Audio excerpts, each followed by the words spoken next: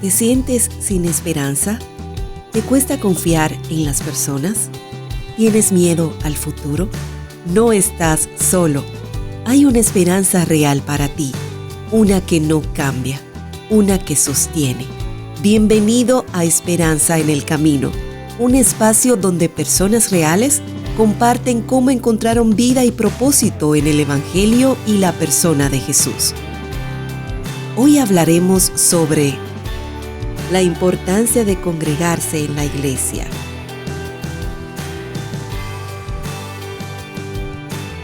Estamos en Esperanza en el Camino y hoy tenemos un tema que pareciera que es dirigido a un solo blanco de público, pero veremos mientras estemos conversando con nuestro invitado de hoy que no es así. Tenemos nuevamente con nosotros a alguien que ha estado ya con nosotros y que nos ha ayudado a entender muchas cosas interesantes, y ahora responderemos la pregunta: ¿es importante congregarse? ¿Es importante ir a la iglesia? Con nosotros está Juan Mora. Bienvenido nuevamente, hermano. Gracias, Iel. Gracias por la invitación. Cuando hablamos de congregarse o de ir a la iglesia, alguien puede decir: bueno, yo voy a la iglesia todos los domingos, no tengo ningún problema. Ese tema no es para mí en el día de hoy. Déjame escuchar otra cosa mientras tanto. Pero ¿qué significa? Gloria a Dios por eso. ¿Qué significa realmente congregarse? ¿Significa ir solamente los domingos? ¿Qué significa? Bueno, creo que reducirlo solamente a ir los domingos es precisamente el problema con conformarse. Claro. Creo que otra de los calificativos que vemos en las Escrituras sobre la iglesia es que es una familia. Y una familia pues implica comunidad, compañerismo, convivencia, sufrir, llorar, reír.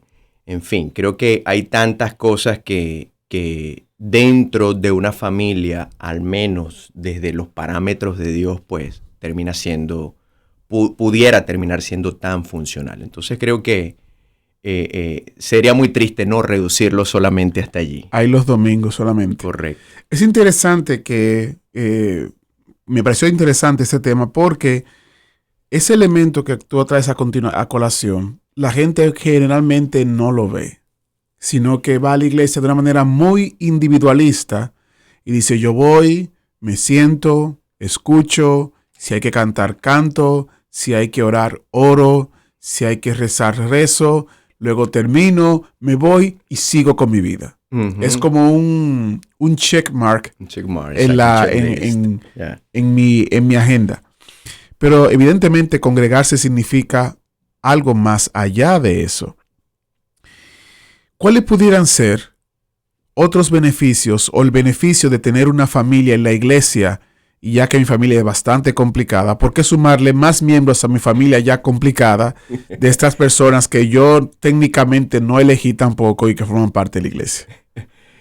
Fíjate que a veces me gusta comparar la diferencia que haces, ¿no?, entre alguien que entiende el valor de la familia en la fe con el que no, o minimizarlo, reducirlo sencillamente, como dices, nada más a un encuentro semanal. Y me gusta relacionarlo como en nuestros países, ¿no? Hispanos, pues ya sabes que es muy común mirar niños en la calle. Sí. Ver un niño en un semáforo, en una luz, pidiendo dinero o haciendo X y asunto. Y es muy probable, ¿no? Lo más probable detrás de este tipo de escenarios es que no tiene precisamente esa familia conforme a los parámetros del Señor que pueda contenerlo. Claro. Entonces la pregunta que a mí me surge siempre detrás de este tipo de escenarios es qué diferencia pudiéramos notar de repente en un niño criado en la calle a un niño criado en un contexto de familia. Entonces, ese contraste podemos llevarlo a la pregunta que estás mencionando. Ciertamente hay una gran diferencia en sencillamente conformarte con lo mínimo a involucrarte realmente de lleno con lo que implica la familia de Dios y lo que ofrece Dios. Entonces, ciertamente hay un crecimiento y una salud mejor en términos de funcionamiento, de comprender la voluntad del Señor, de buscar vivir para Dios.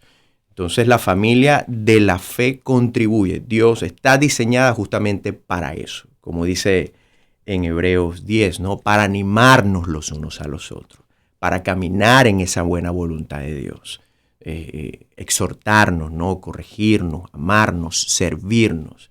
Entonces hay tanto dentro del contexto iglesia que definitivamente debemos estar claros que es un plan de Dios. No es un accidente, no es un invento del hombre, como algunos incluso lo contrastan en términos familiares, como mencionabas. Es un plan de Dios. Que sea defectuoso, porque está compuesto de seres humanos que somos defectuosos, es otra cosa. Pero definitivamente los beneficios son mayores a lo que pueda ser perjudicial, ¿no? O contrario. Te voy a hacer una pregunta personal. ¿Cuál ha sido tu experiencia en congregarte en una iglesia? ¿Cuáles han sido las experiencias enriquecedoras en tu vida cuando te has congregado? Y si tienes alguna experiencia en cuál contrastar cuando has dejado de congregarte por alguna razón u otra.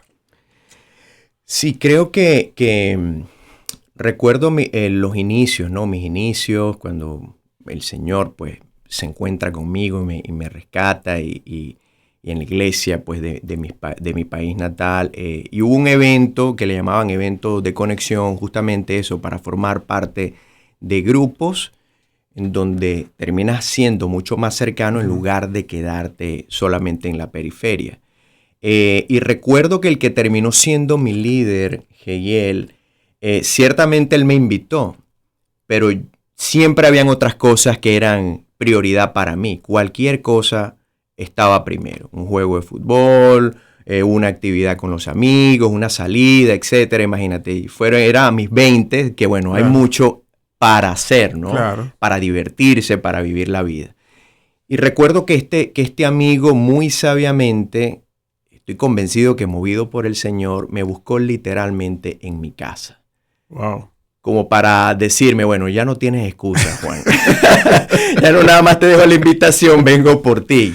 ¿Qué tienes para hacer? Y realmente las excusas se desdibujaron. Claro. Pero ok, no tengo nada, dame chance, ya me he visto, tú sabes, me alisto y vayamos al grupo. Definitivamente puedo decir, Jehiel, que después de eso mi vida cambió. O sea, el vivir el compañerismo a través de ese grupo, desde ese acercamiento que tuvo ese hermano, me llevó a entender el privilegio que es ser parte de la familia de Dios. Ahora quiero contrastarlo, porque así como hemos tenido buenas experiencias, también tuve una buena experiencia. Hay personas que han tenido malas experiencias, que ellos son bien intencionales en querer ser parte de una comunidad de fe, pero encuentran barreras que les impiden, barreras no visuales, sino barreras de trato, de educación, de nacionalidad, de múltiples barreras que se crean y no logran conectar y están heridos por eso. Y nos pueden decir ahora mientras escuchan, bueno, yo estuve ahí, yo lo intenté y no quiero eso otra vez. Eso no es así como ustedes dicen. ¿Qué pudiéramos decirle a esa persona en este momento? Pienso en dos cosas. Mi respuesta va en dos direcciones. Por un lado, hay un autor que dice que no hay iglesia perfecta. De hecho, lo llevo un poco más allá. Dice, si la consigue, por favor, no entre. porque entonces la va a echar a perder. Entonces yo creo que eso es lo primero que hay que clarificar, ¿no? Porque a veces vamos por la vida tan sensibles, ciertamente tan rotos, que andamos buscando siempre culpables al lugar que llegamos. Y aunque el lugar sea sano, no lo vemos como tal. Y si no me saludaron, pues algo anda mal. Claro. Y esperamos que el pastor me salude y esté allí. Y es cierto que estamos llamados a imitar al Señor aún en el trato. Pero ya me explico, o sea, viene esa línea solamente desde el prejuicio, claro, por un lado. Por otro lado, es claro que no todo lo que se llama iglesia a la luz de la palabra es iglesia. Así es. ¿Cuántos mensajes o doctrinas o abusos vemos por allí en la calle en términos de liderazgo, entre comillas, espiritual? Donde ciertamente lo que hay es manipulación, lo que hay sencillamente es maltrato, es abuso de autoridad y por ende, bueno, someter a la gente a cosas que no necesariamente estipula las escrituras. Por ahí escuchaba el testimonio recientemente de una mujer que venía de claramente una iglesia completamente sectarista, donde estaba tan herida que justamente es lo que estás mencionando, el hecho de poder colocar nuevamente su confianza en otro lugar. En mi caso siempre va la respuesta orientada en una dirección hacia lo que al principio te mencionaba, no somos perfectos, pero ciertamente vamos a esforzarnos por servirte de la mejor manera. Danos, por favor, el privilegio, el permiso, date el permiso de conocernos y danos a nosotros ese privilegio de conocernos y a la luz también de lo que dice el Señor, pues probarnos en cuál está siendo nuestra tendencia. Si es un abuso de autoridad, un tema de control, un tema de manipulación o es tratar con la ayuda del Señor, a la luz de la palabra, ser el mejor ejemplo de soporte y de lo que representa la iglesia, que creo que es el plan de Dios, ¿no? Como seres humanos es inevitable llevarnos de la apariencia o de lo que vemos. En ese sentido, ¿cuáles pudieran ser algunos consejos desde tu punto de vista que yo debo tomar en cuenta para acercarme a una iglesia? ¿Cuáles señales debo ver? Porque puede ser que vayamos a una iglesia que aparentemente es muy amorosa, pero al final no lo es. O una iglesia que sea con un edificio muy bonito, todo bien organizado, pero que al final dentro no hay comunidad. ¿Cuáles elementos o cuáles consejos le darías a una persona de cómo identificar una iglesia saludable, podamos decir? Porque perfecta evidentemente no la va a encontrar. Correcto. En el cielo sí, en el cielo va a ser perfecta porque todos vamos a ser santos. Mientras tanto, somos pecadores arrepentidos.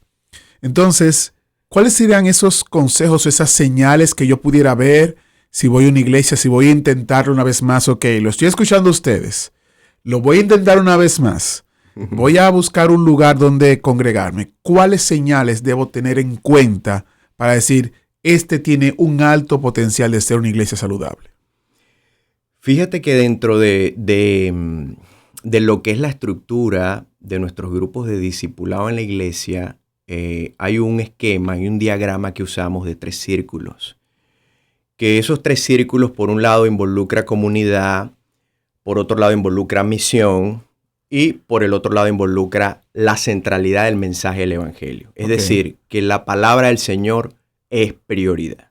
Entonces, ¿por qué esos 3 círculos? Porque hay iglesias que se pueden quedar en uno de esos 3 únicamente, o tomar solamente 2, pero siempre sacar a uno de en medio. O sea, yo creo que es importante, en el centro está ciertamente esa autoridad bíblica. Es decir, que no es lo que yo pienso, sino es lo que dice la Escritura. No busco adaptar mi predicación o el mensaje a mis opiniones o a mis preferencias. Así es. Sino no diluyo el mensaje y lo mantengo como lo dice la Escritura. Pero el peligro con quedarte solamente en eso es que pierdes de vista lo que es la comunidad. Así es. Y es clave también formar parte o estar atento a que sea una iglesia que fomenta la comunidad, el compañerismo, lo familiar, las relaciones, los vínculos. No quedarnos solamente en esa parte teórica que suena muy bonito y terminamos convirtiéndonos más bien en personas orgullosas porque nuestra doctrina es sana y tú sabes, somos defensores de la doctrina, pero realmente en términos de aplicación a nivel de comunidad estamos bien equidistantes. Y el otro círculo que mencionaba es misión.